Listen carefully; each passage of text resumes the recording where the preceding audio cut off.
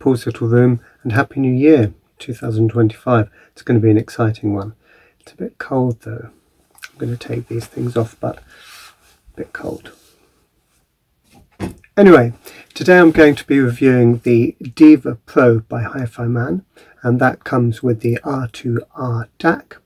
And I'm going to be comparing these headphones to the Hifiman, where's the box? HER9, which also comes with the R2R DAC. And you'll notice this is a closed back headphones, whilst the Deva is an open back. And I'm going to be comparing the wired aspect of those headphones to the Hifiman He400se. So these are fully open back, fully wired, and they do not come with any form of DAC. And then I'm going to just be briefly mentioning my Bluetooth sound cancelling headphones, which I wear on my commute, and I've been using for the last, well, my goodness, I've been using these for nearly 2 years. Very, very recommended. These are the Studio Wolf 5.1s. And I'm going to be talking about how I'm enjoying using the Deva Pros as my gaming headphones with my Meta Quest3. So let's look at the box. The Deva Pro comes in a very smart box. You'll notice it says stealth magnets, just like in the Arius Stealth behind me. And there are a lot of items in the Hifiman range which use stealth magnets now. And there's a good amount of details and information on the back of the box. I'll just read a bit of that. So it says LDAC, Bluetooth dongle specifications. So this is the specifications of the R2R DAC. It's Bluetooth, it has aptX HD, and LDAC, AAC, and SBC. Now I have no idea what those mean. It sounds nice, as you'll be finding out. It has a mic on wireless mode only, so as soon as you plug these headphones in wired to your amp, the microphone is not available. But as soon as you plug in the R2R DAC and you walk around with these headphones, you can use them to answer phone calls.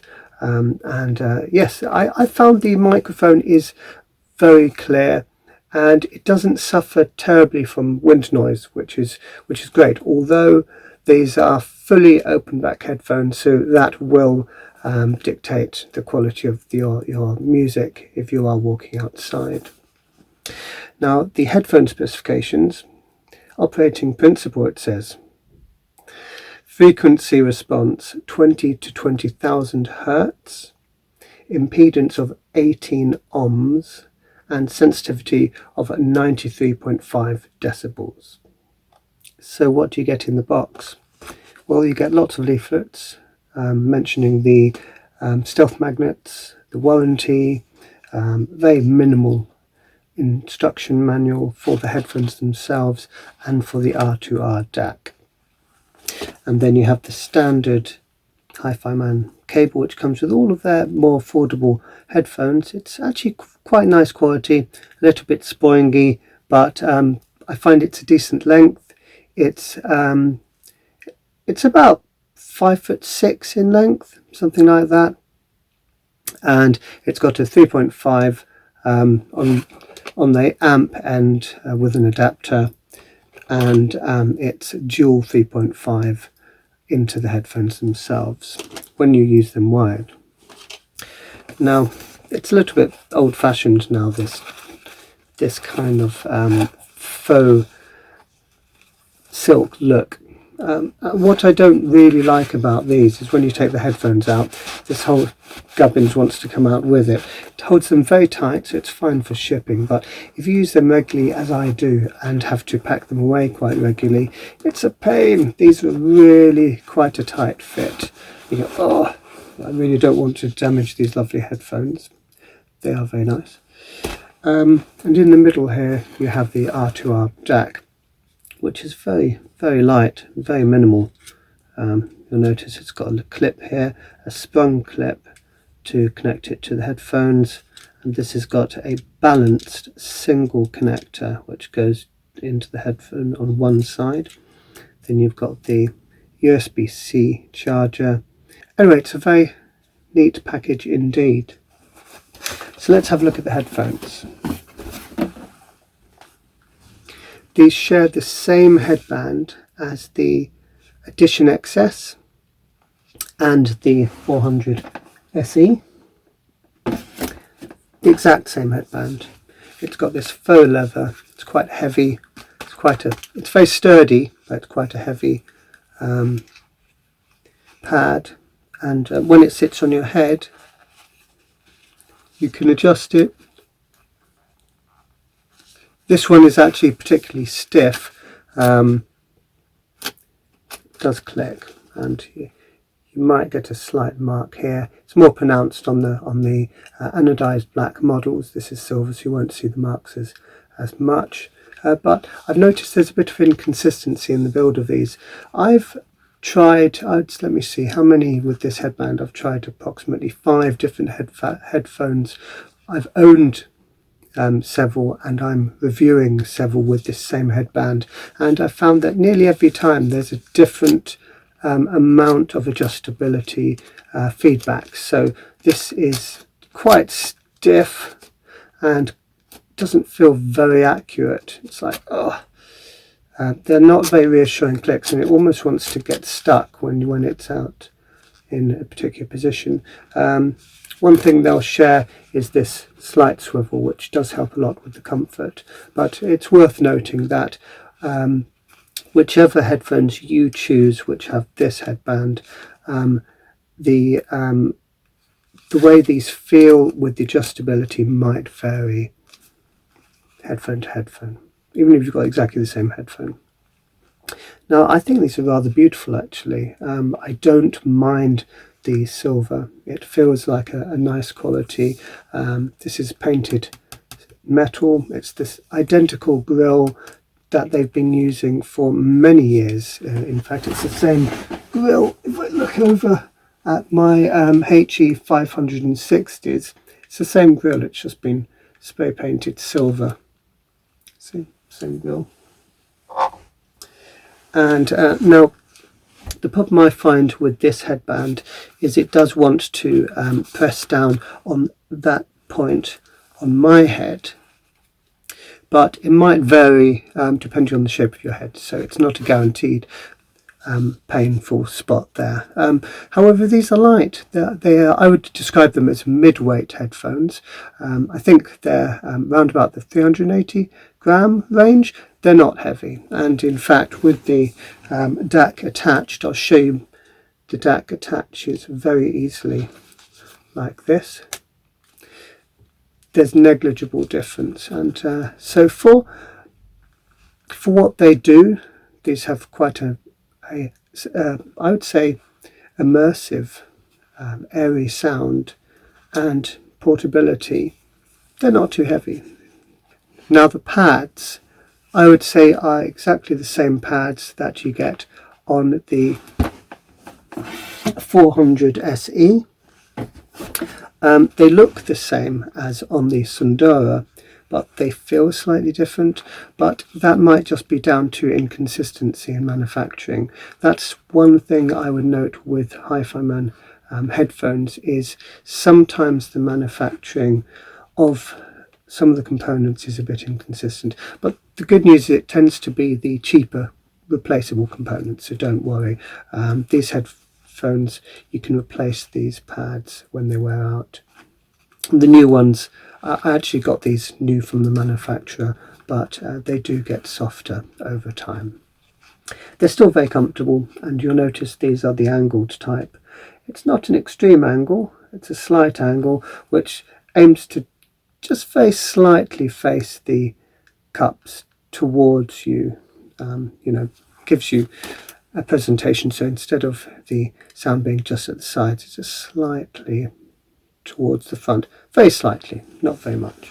There are other manufacturers and other models, even in the Hifiman range, which exaggerate that angle more. Now, if we look at the overall design of these, it is very similar to the 400se, and I used to own a pair of the He400se, and the reason I got rid of them was I upgraded. I personally wasn't very impressed with the imaging. So these, I would call them quite a wall effect headphone, and what that means for me, you have a lot of sound out here and a few of the instruments and vocals kind of meld together. It sounds very pleasing, it's very nicely tuned. Also the vocals, there's a slight dip in the vocals, but which means that for me the vocals are sometimes lost a bit in the mix. Now there are other instruments which are very distinctly left and right, and they're between that front image and the left and right images there's a good amount of distance, and that's largely attributed to them being open back headphones, and the fact that they have a very large driver for such an affordable magnetic driver also contributes to this sense of, I would say there's a sense of height and there's a sense of width this way, but unfortunately you do get that distinct blockiness to those images. So let's get these out, and you'll notice that same headband. You know, I've not put them on scales, but to me these feel like a more sleek and a smarter put together package. From a distance these look very similar, but you'll notice this is fully round. There's a bit more of a crude plastic feel to them. This looks like a cheaper construction. Doesn't feel cheap when you do that, but it is a plastic construction. I took mine apart to look inside, and this is just a solid, piece of plastic with the driver glued in, and the connectors, the plugs, they have just been how would I describe it? It's glued in and held in with a washer as well, but it looks really like almost a handmade headphone.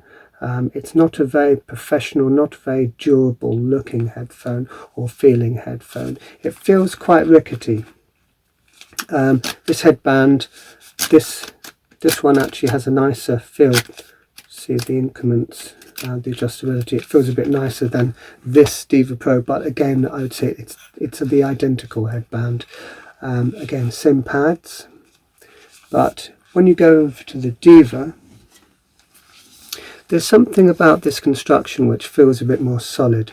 You can see they've curved the edges, there's this subtle egg shape, the way they've integrated in the where the DAC fits and where the connectors are. It's very nice. You can see this looks like a much more modern system and better integrated into the design of the cup for the cable to attach, and it just feels like a slightly more premium build when you have it in your hands.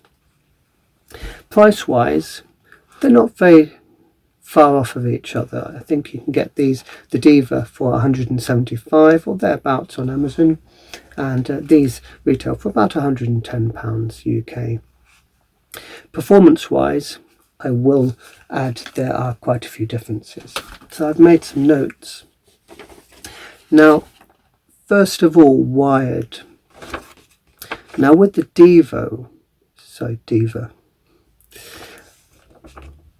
plugged into my Topping A90, I noticed more air in the sound and better separation between the images, well, between the instruments and the vocals. In that front image you've got better separation. You can notice those instruments and the vocals as slightly more separate than with the 400se. The sound stage, it's wider than on the 400se, so the Deva has a wide sound stage, and for me it didn't detract too much from the the music mix. Some tracks you might not want it to have a very wide image this way, because let's say if you're listening to classic rock music, you can miss a little bit of that intimacy, and sometimes the image, it could lack a little bit of the accuracy in the well, I would say it's slightly artificial in the positioning of those instruments. So it's almost like you're in a small studio here, and then they've got the doors open there and there. It's got a very wide image that way. So lovely tonal quality. I would say the instruments and the vocals sound quite accurate, but they sound quite realistic on the Deva. I'm not sure of the magnet structures. It could be double-sided on the Deva. I'm not sure. I should look that up. But for some reason, to me, vocally, these sound more realistic than the 400se.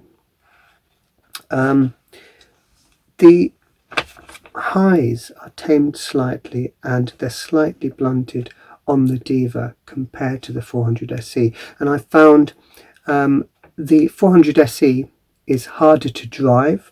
They're both relatively hard to drive. I would not say I would not plug either of these into a very cheap low powered amp. I'd plug them into a good quality amp, and then you'll reap the benefits of the sound. When you plug in the R2R DAC, which I'm going to talk about in a bit, does give me a defined difference.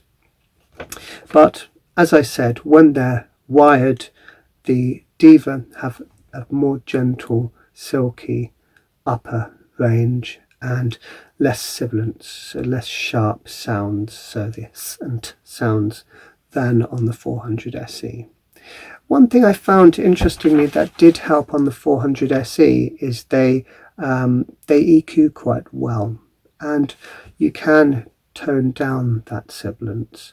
Another thing I noticed, which is in my opinion not controversial, is I swapped out the cables. I collect cables, but I've never spent more than £100 on a cable before. And I've owned quite a lot of handmade cables and mass-produced cables. The ones which originally came with the 400se, there's something very, very like sharp sounding about the presentation. As soon as I changed to a pure copper handmade cable, I noticed I tried 3 different handmade cables by 3 different makers, and they all had the same effect. I think what's happening there is when it's pure copper, it changes the resistance in the cable, and it just changes the amount of power which is required, and it changes the dynamics very slightly, changes that upper register very slightly, and that's just for my ears. I do have very good ears. I'm unfortunate in that if I walk past someone's garden and they've got a cat or mouse deterrent, I can hear that. It's like, it's unfortunate, I can hear that. Anyway, so examples of music I've listened to on the Deva and the 400se to compare. Tom Waits' Blood Money. I describe it as jazz, but it's quite theatrical, and the instrumentals are beautifully rendered in the same space as Tom. So it doesn't. What's wonderful about that recording is you don't feel like they've recorded them separately and then they've layered them on top of each other in a studio. There may be that aspect, but for me that recording, it sounds very realistic, and the space of the recording feels like a realistic space where you could actually be there in the audience. So with that album, the Deva compared to the 400se has a more realistic tone. there's a more complete separation between vocals and instruments, and greater imaging. There's a romantic sound, a bit soft, almost tube amp like. I've only listened to 2 tube amps before, and they were both budget, and one of them didn't change the sound at all. One of them, the slightly more expensive one, did actually add a little bit of softness.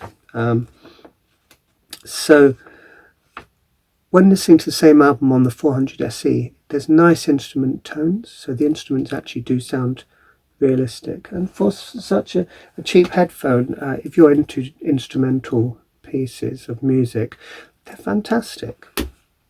But the vocals are about level with instruments or slightly behind.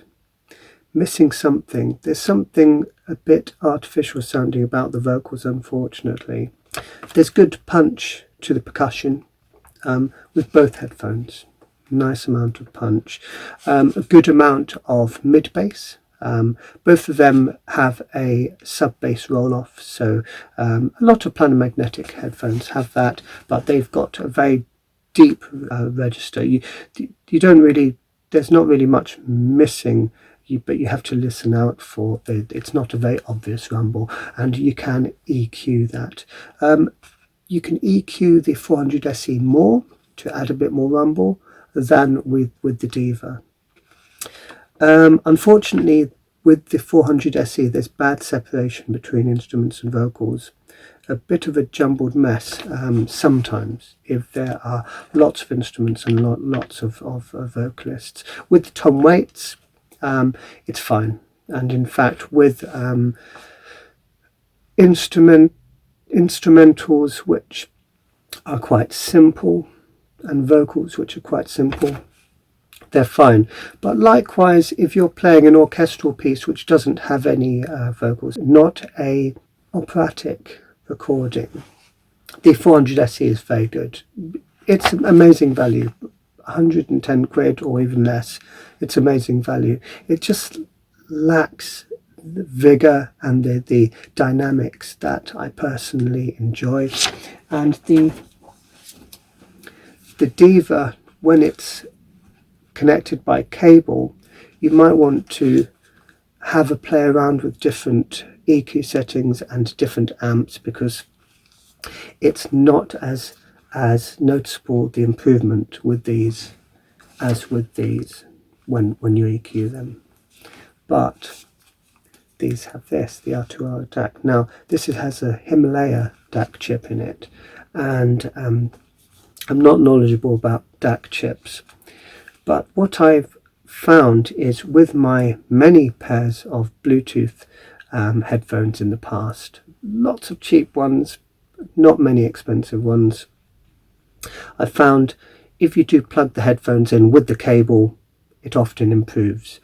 With these, it improves when you plug in the DAC, which I was very pleasantly surprised at. The dynamics, my goodness, these have fantastic dynamics. The sub bass is brought up a little bit by this. I would say the vocals are brought forward slightly. I don't think there's a lot of other changes which are notable. There's a little bit more punch in the up register, a little bit, tiny bit, compared to now. I've mostly been listening to these connected to my amp on my topping A90, and on that amp, and listening to the comparison to when these are wireless, Bluetooth, and that, I prefer the sound when these actually run Bluetooth from my phone. It's an interesting thing to consider. Now, the wonderful thing about these is the way they feel. They are light, relatively light. If you get round that bit of pressure on top of your head, you can wear these for a long time, and there's a convenience to this. As long as you have good quality recordings, good quality source material, then they're very pleasurable sound. I would say that they have a very similar dynamic sound to the Edition XS, the Hifiman Edition XS, but there's a big there's still quite a big separation in detail, and feels like it sounds a little bit like the little brother of that headphone. So everything's more defined, wider. I wouldn't say that the Edition XS is wider this way, but obviously with a bigger pad, it's wider this way, and you've got even better imaging, even more punch. They're not smoother. These are about as smooth as the Edition XS, but I find myself able to listen to rock music more on the Edition XS. Now here's a little clip of me wearing my Meta Quest3 with these.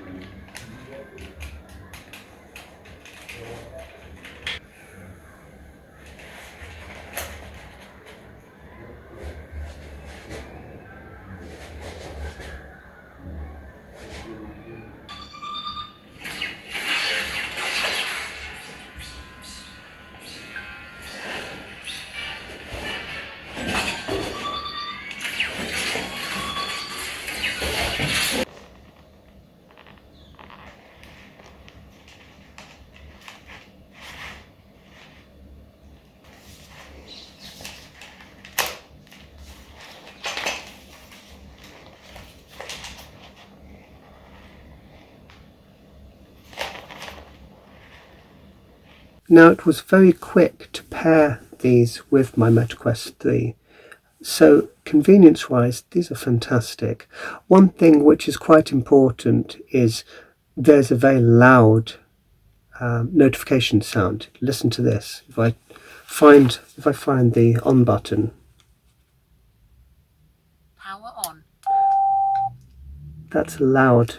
So you've got the loud voice and then a beep. It is quite loud. I have very sensitive ears, and just to note, it can be a bit off-putting. So what I do is I turn these on before I put them on, and when I'm wearing my Meta Quest, I put the Meta Quest on first, and then I put the headphones on afterwards. But see, they're very comfortable. I would say that the headphones do move a little bit backwards and forwards, but only if you're really moving your head quite a lot. Now you can use a Velcro round this part of the headphone to stop these rattling around, and that works very effectively. Turning off. power off, So going back to the music comparisons. So Bluetooth from my phone on the Deva, there's an urgency to the sound which I like. There's an energy in the sound which you don't get from playing on the amp that I've been playing these on. I've tried these with a Little Bear EQ, which is an analog EQ device, and you can turn up a few of the frequencies, but it still doesn't seem to have the natural the ease of sound that the R2R DAC has when you're listening direct from a digital source. That's what I noticed. There's an amazing improvement to drums, good energy and texture, more detail across the board, slightly better decay in the instruments. So you'll notice if there's a drum strike, there's a little bit more decay. Sometimes planar magnetic headphones can lack a little bit of that nice analog decay on instruments, and also that warmth, but these seem to do it pretty well, I've got to admit. So my conclusion when compared to the He400se is the Deva is worth the upgrade, absolutely. The R2R DAC really makes this a great buy. If you buy a Deva without the R2R DAC, I'm not sure if I would recommend it. You're better off spending either buying one of these or going straight for the Edition XS. And although that is significantly more expensive, it's worth it for the sound benefits. Even though comfort-wise, they're a little bit more comfortable because you've got that egg-shaped cup. The Deva and the R2R DAC. So the next comparison I'm going to make with the Deva Pro are with the HE-R9. Now, the R9 has a very similar box. You can see it's a bit of an experience, this headphone, and I'm not saying it's a necessarily great one. Some people will love the, I would say, robotic look of these. You get a very similar box. You've got the DAC and the cables. Okay, so also in the box with the R9 is this cable. Now this is an interesting one because this is intended to be used when out and about with your phone. So you'll notice it's got the volume and play control with a single button here. There's a hole for the microphone, and you've got a normal 3.5 jack for the phone end, and then this is actually a 3.5 balanced connector. And then the way that's used, if you take the R2R DAC off so that we're no longer in Bluetooth mode, you can then connect this balanced cable in here. Now you think, well, okay, why would I need to do that? Well, the great thing about that is if you run out of power and you're enjoying your music, you're on a long journey and you just don't happen to have the power, you don't have a place to charge up your DAC, you can then just go off the phone power to play your music, which I think is a lovely feature. Now these don't draw a lot of power, so you can easily power these from your phone, but I've noticed there is a very distinct improvement in the sound when you plug in the R2R DAC. So this is purely, I think, a just in case scenario, option. But it's a very nice thing to have in the box. And with the Deva Pro, obviously you won't be needing this kind of cable, and in fact they don't come with this in their box because they're an open back, completely open back headphone, and you won't be able to walk around without other people hearing your music. But these, obviously they're closed back and you can do that. But I must say, unfortunately, because of the look of these, they're very bulky. Visually, they're just a bit much. I walked around and I felt a little bit self-conscious wearing these outside. These are closed back. They have the same headband. Again, if you listen to this, there's a clunking, isn't there? It almost feels like it's broken, but it's not. I've found with this style of headband there are inconsistencies in the build, unfortunately, and that's really noticeable on this one, isn't it? And this has been tightened within an inch of its life, so this is quite stiff to move as well. Construction wise, this is hollow and undamped, so it's basically a big cup, a big shaped cup over the driver. There are companies who offer tuning for these, and these are mine. I own these headphones, so I'm possibly going to be doing a tuning mod on these. I've been sent 2 pairs of these by Hifiman with the Deva Pro and with the Edition XS. I was sent a whole box of Hifiman headphones. The Sundara open back, that's what I was also sent. But I would say these feel, my goodness, they feel like they're very light. They feel like they're hollow plastic. And when you look in here, you can see this is a dynamic driver. This is not a planar magnetic.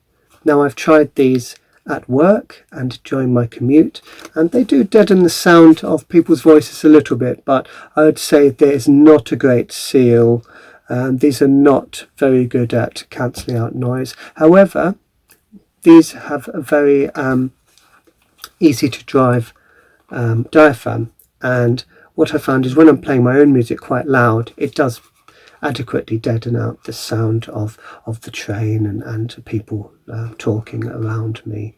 The good advantage of headphones where they are very sensitive is you can do that. You can play music quite loud and people outside are less likely to hear it. But I would say there is more leakage when compared to the Sundara closed back, and the Sundara closed back has an overall more premium feel. They are more expensive. No, you know what? No, these are more expensive. These were actually very expensive when they came out. I mean, they were like a £400 headphone, maybe 500. Expensive headphone, but they feel really cheap. I'd say these feel the same level of cheap as with these. I got some looks from people when I wore these on the train. People thought, what the hell is he wearing? And in fact, I'm kind of a bit sad to say I felt a bit too self-conscious to want to wear these regularly outside. So I was thinking, okay, I feel a bit self-conscious. These don't look the way I'd like. If I have something this colour, I'd want something more in a smaller profile. Now, Hifiman have tried to maximize the sound staging. That's why you have this shape. But unfortunately, they've ended up with a very strange sounding headphone. I've looked at videos of people opening these up, and there's no damping inside, which is odd. They've put research into the actual diaphragm. There you go. It's a dynamic diaphragm. But they've not put enough care and love and attention into the construction of these and the tuning of these, unfortunately. Now, performance-wise, I'd say it's very beneficial that these are easy to drive. If you're using an R2R DAC and you swap over, if you owned both of these, you swap over the DAC, put it in here, bear in mind there might be a bit of an increase in volume with these because they're easier to drive than these. Other than that, if I'm going to be gaming with these, it is good when I'm with my family and they don't want to hear what I'm playing. So if I'm wearing these headphones, if I'm wearing my Meta Quest3, put the headphones on, very light, don't even notice the weight at all, and then my family don't hear what I'm playing. So that's a benefit of these. These have far too much, I would say, uncontrolled sub bass, unfortunately. There is a melding of the sub bass into the mid bass. If you play them not too loud, then that is improved. And if you listen to, they look like you should just play electronic music and rock music, but it's not the case. These really play classical music and string instruments very well. There's quite a lifelike nature to some of the wood and string instruments, which is so at odds with the look of them. You'd think this looks like it should be like not Bose, like Beats or something like that. And in fact, if you turn the volume up, you go, oh, the thud. There's a thud to these. You know, there's a bit of an uncontrolled resonant energy from the bass. But if you turn the volume down and you listen to a well-recorded instrumental piece, it's actually very good. But unfortunately, it's no good for what I'm using these for. And my intention is to use these for gaming. And if I'm walking outside and I want my Bluetooth noise deadening experience, then I'm going to go to my Studio Wolf headphones.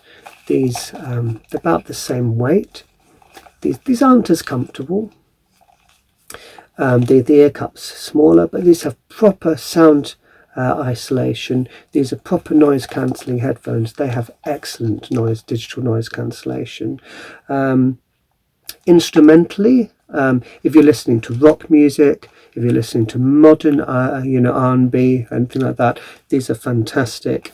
And unfortunately, the R9s they don't seem to be very adept at playing modern music, which is it's a big surprise. And it's a combination of that and the looks. I just feel a little bit strange walking around with these outside, which is a shame.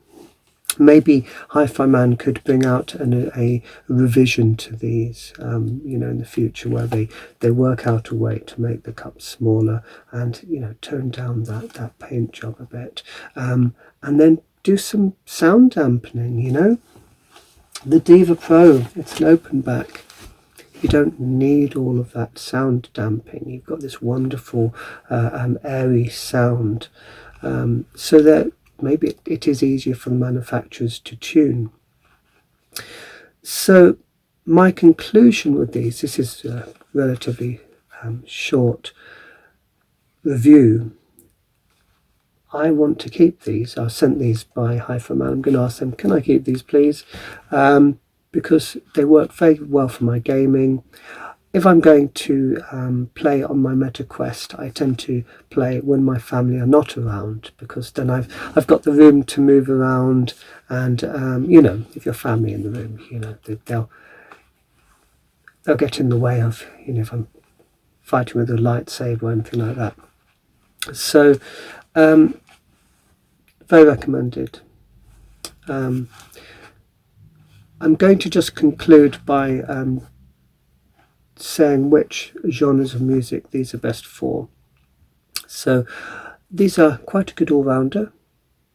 I would say when you've plugged the R2R DAC in, they're even more of an all-rounder. I would say these sound better for large orchestral pieces of music, classical music, when they are wired, but they sound better for singer-songwriter, rock music, and R&B, that kind of stuff, with the R2R DAC. And I've got to admit, they really do add to the experience of my games. They make the sound much bigger, much more detailed. The imaging is very much improved from the built-in speakers on these things. So highly recommended. So these are very highly recommended for gaming, as long as you don't mind disturbing other people around you. And if you do take them outside, bear in mind you will hear the traffic. And I wouldn't wear these on a train, but the lightness of them, the versatility of them, I think they're very good. And the quality of the sound, I was very impressed with. And if I had bought them myself, I would have been impressed for the price. Just remember, there are a few flaws to the design. So there's a few quirks, a few very minor comfort issues, and there's that noise that the DAC makes when you turn it on. So, a few things that I'm hoping Hifiman will iron out in the future. I really hope that they don't retire this design. I think it's a very successful one, and I'm really looking forward to seeing if they have an updated version in the future which addresses some of those issues. So that's it for today. Thank you very much. Happy New Year, and I look forward to speaking to you soon.